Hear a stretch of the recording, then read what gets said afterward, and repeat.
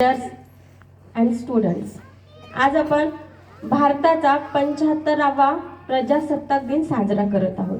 खरं तर हा 75 वर्ष गेली आणि कोणालाच काही समजलं नाही.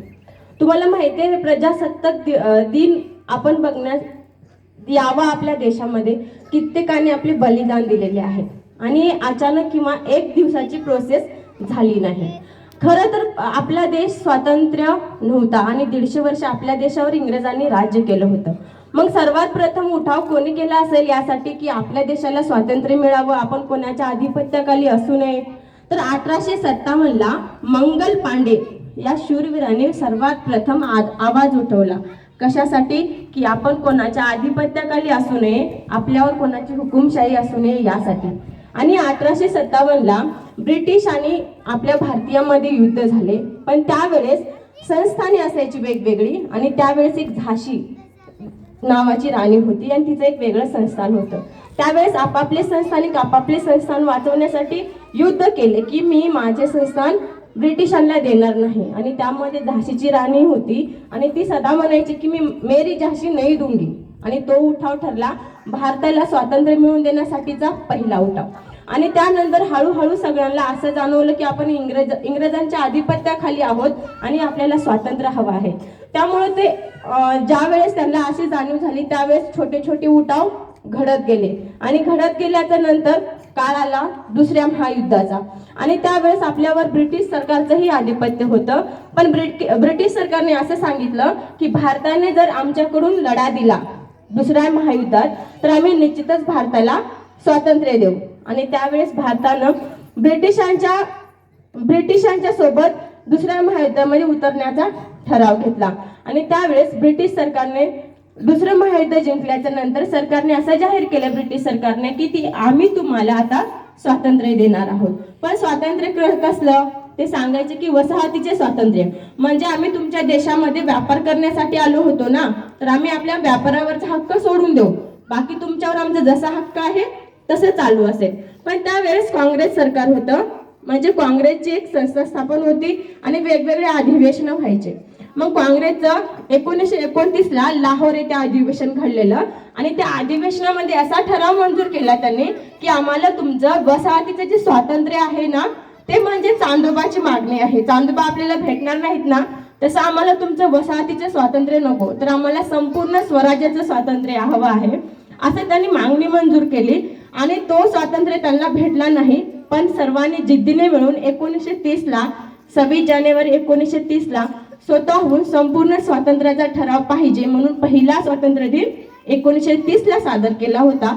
आणि त्यानंतर ब्रिटिशांनी हळूहळू थोडी ढील द्यायला सुरुवात केली. मग भारतीयांनी ठरवलं की आपल्याला स्वातंत्र्य आता भेटणारच. मग इंग्रज सरकारने सांगितलं की तुम्हाला तर आम्ही स्वातंत्र्य देऊ, पण तुम्ही चालवणार कसा तुमचा देश? तुमच्या देशाला तर काही घटना नाही, संविधान नाही, मसुदा नाही. मग एखाद्या देशाला चालवण्यासाठी संविधान मसुदा महत्वाचा असतो. आणि त्यावेळेस त्यांनी कॅबिनेट मिशन प्लॅन तयार केला आणि त्यानुसार त्यांनी असं सांगितलं की तुमच्या देशासाठी संविधान बनवावं. कोणी बनवावं? तर आम्ही तुम्हाला हेल्प करणार नाही कुठलेच, तर भारतीयांनी स्वतः संविधान बनवायचंय की तुमचा देश कसा चालवायचा. आणि त्यावेळेस सर्वात महत्वाचं नाव समोर आलं डॉक्टर बाबासाहेब आंबेडकर. आणि डॉक्टर बाबासाहेब आंबेडकर यांना सुचवल्याच्या नंतर त्यांनी आपल्या देशाचं संविधान बनवण्यासाठी अहोरात्र प्रयत्न केला आणि तब्बल 7 देशांच्या संविधानाचा त्यांनी अभ्यास केला होता.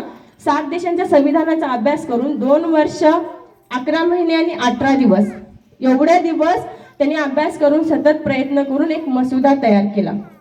आणि तो मसुदा तयार केल्याच्या नंतर तो संविधान समिती पुढे सादर केला.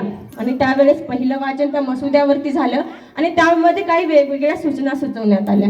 मग त्यानंतर ते वाचन झाल्याच्या नंतर सूचना परत घेतल्या, परत दुसरं वाचन झालं आणि डॉक्टर बाबासाहेब आंबेडकरांनी जे सूचना होत्या त्या सर्व साकार केल्या.